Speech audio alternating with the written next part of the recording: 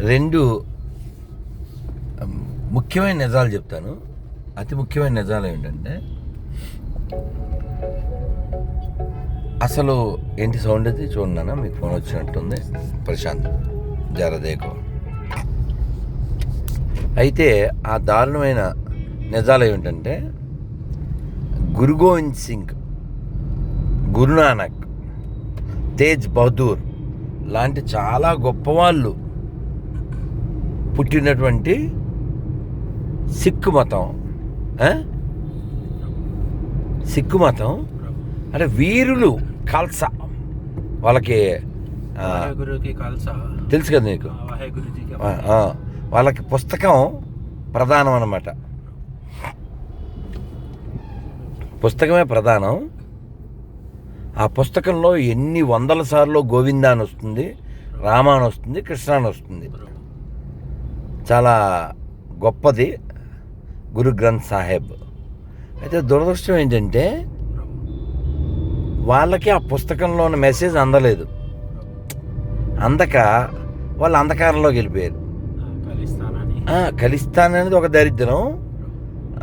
వాడెవడో మొన్న గురుద్వార్లోకి త్రివర్ణ పతాకం తలకు చుట్టుకొస్తే రానివ్వలే. ఇది ఒకటి. వీళ్ళు జాతీయ జెండాని బాల్లాగా చుట్టి ఆడడం, తగలెట్టడం, అంటే ఆల్మోస్ట్ లైక్ పాకిస్తాన్ పందుల్లాగా. వాస్తవానికి సిక్కు మతం అనేది స్థాపించబడిందే సనాతన ధర్మాన్ని రక్షించుకోవడానికి. నెంబర్ 1. తర్వాత వీళ్ళకి ఇంత పౌరుషవంతులకి మనం వారసులం అని చెప్పేవాళ్ళు లేక, మనం ఇంత పౌరుషవంతుల జాతి అనేది వాళ్ళకి చెప్పేవాడు లేక ఆడు గొర్రెలు అయిపోయినాయి. చాలా గొర్రెలు ఉన్నాయి తెలుసా. అక్కడ అది చండీగఢ్లో ఎక్కడో, అంటే నేను వెళ్ళాను అమృత్సర్, అదేను చాలా గొర్రెలు అయిపోయినాయి. అలాగే ఈ తెలుగు నేల చాలా పౌరుషవంతులు పుట్టిన నేల. తెలంగాణలో ఇంకా పౌరుషవంతులు పుట్టారు. చాలా చిత్రం అంటే తెలంగాణ గొర్రెలు ఉండడం. తెలంగాణ అంటే ఎవరు గుర్తొస్తారు చెప్పండి? క్షేత్రాలు చెప్పామనుకోండి, యాదగిరిగుట్ట గుర్తొస్తుంది. ఇప్పుడు చూడు, ఇక్కడ విజయలక్ష్మి అమ్మవారికి ఎలా వెళ్ళాలి చెప్పాలా? చూడండి, తెలంగాణ అంటే గుర్తొచ్చే క్షేత్రాలు ఏంటి? యాదగిరిగుట్ట, భద్రాచలం, వేములవాడ, ఇంకా జోగులాంబ, చిలుకూరు బాలాజీ,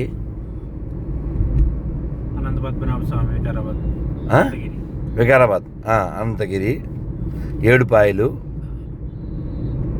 ఇంకా మనకి తెలియని ఎన్నెన్నో. ఇంకా మహనీయులు అంటే ఓ పోతన, ఓ భద్రాచల రామదాసు, ఓ దాశరథి రంగాచారి గారు. బండెనక బండి గట్టి 16 బండ్లు గట్టి, ఏ బండికి వస్తావు కొడకో నైజాము సర్కరోనా అని గర్జించిన యాదగిరి. ఏరారే అని పిలువబడిన ఎల్దండ రఘురామారెడ్డి ఎండి కవి. మనకు అక్కడ శ్రీశ్రీ అలాగో, ఇక్కడ ఆయన అలాగా. యాదవ ఆడెందుకు పోరంబోకు. ఇంకా ఒకరు కాదు, ఓ చాకల ఐలమ్మ, ఓ కొమరం భీం. ఎంతమంది నాన్న, ఎంతమంది వీర్లు, ఎంతమంది వీర్లు పుట్టిన నేల ఇది. రామ రామ. ఇలాంటి గొప్ప గొప్ప వాళ్ళు, వీర్లు. ఓ రాణి రుద్రమదేవి.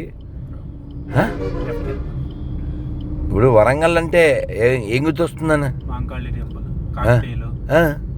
కాకతీయుల పరిపాలన. వాళ్ళు తవ్వించిన చెరువులు ఇంకా ఉన్నాయా? చివరికి మొన్న మేము అహోబిలం వెళ్ళామా? అహోబిలంలో ఈవిడ కొండా సూర్యాక తరపున, ఆవిడ దేవాదాయ శాఖ కదా, బట్టలు అవి పంపించారు స్వామికి అహోబిలం. ఎందుకని? ఈ కాకతీయ రాజులు నరసింహస్వామికి సేవ చేశారు. ఈ ప్రతాపరుద్రుడు ఇంకెవరో ఓ విధానం పెట్టారు, ఈ పార్వేట విధానం. అలాగా చాలా గొప్ప గొప్ప వాళ్ళు పుట్టిన నేలలో పుట్టి చాలా చిత్రంగా ఏదో అతను ఎవరో వచ్చాడు, అతను ఎవరో చచ్చాడు, అతను ఏదో రక్తం కాచాడు, అది ఎంత ఫన్ అసలు అది. ఇతను ఇప్పుడు ఈ ప్రశాంత్ అనే అతను పొద్దున్న రాత్రి కారు తోలితే డబ్బులు వస్తే ఆ కుటుంబాన్ని నడుపుతాడు.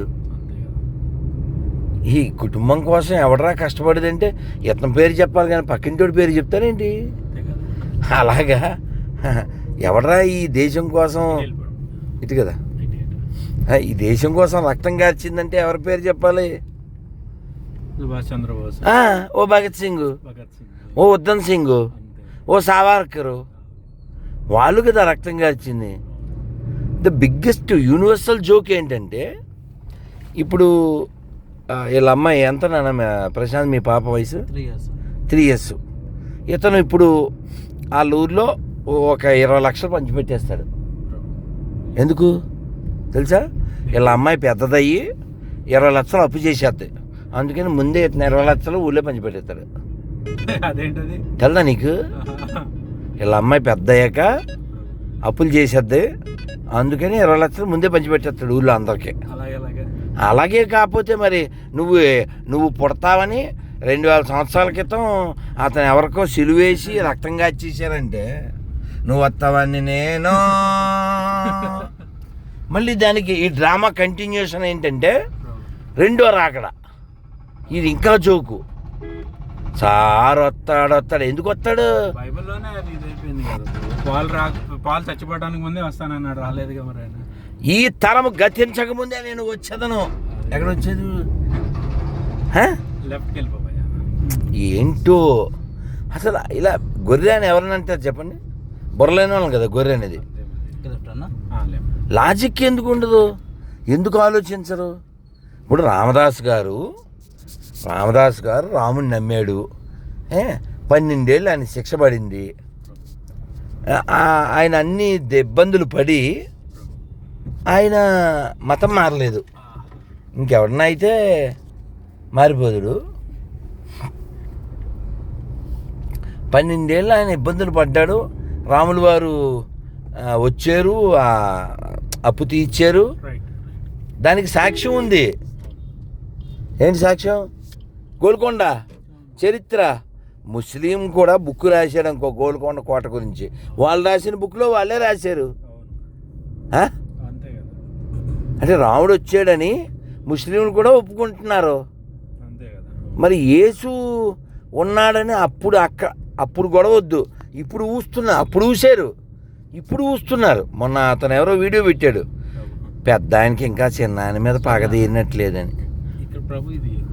ముందుకెళ్ళిపో స్ట్రైట్. అది పరిస్థితి. ఇప్పుడు పోనీ అది పక్కన పెడదాం. ఇప్పుడు నెట్లో కొట్టండి చర్చ్ ఫర్ సేల్. ఎవడైనా ఎక్కడైనా దేవాలయాలు అమ్మడం చూసామా? ఎవరైనా మసీదులు అమ్మడం చూసామా?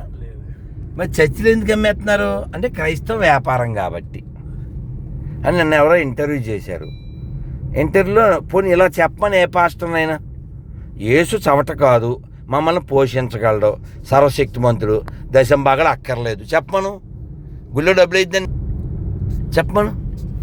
మా దేవుడు శక్తిమంతుడు, గుళ్ళో డబ్బులు వేయకండి, ఆయన పూజలు ఆయన చేయించుకుంటాడు. మేము చెప్తున్నాం కదా, దశంభాగాలు అక్కర్లేదు, మా దేవుడు మమ్మల్ని పోషిస్తాడు, ఈ పేద ప్రజల రక్తం పీల్చక్కర్లేదు అని ఎవడన్నా పాస్టర్ ఒక్కడైనా చెప్పమను. క్రైస్తవం మొత్తం తోంగుంటుంది. ఇతను బండి తోలి పాస్టర్ దశంభాగాలు ఇవ్వాలి. 1 గంట దాకా తోలు. నువ్వు బాగా చదువుకున్నావు కాబట్టి నేను బుక్ ఇస్తాను, నా కార్డు కూడా ఇస్తాను. మీకు పాస్టర్తో పరిచయం ఉంటే పాస్టర్తో, లేదా మీరే బుర్ర పెట్టి ఆలోచించి నా నెంబర్ అందులో ఉంది, నాకు ఫోన్ చేయండి. ఓకే? లేదు ఆ పుస్తకంలో ఉన్నది అబద్ధమని నిరూపించండి. హరే కృష్ణ.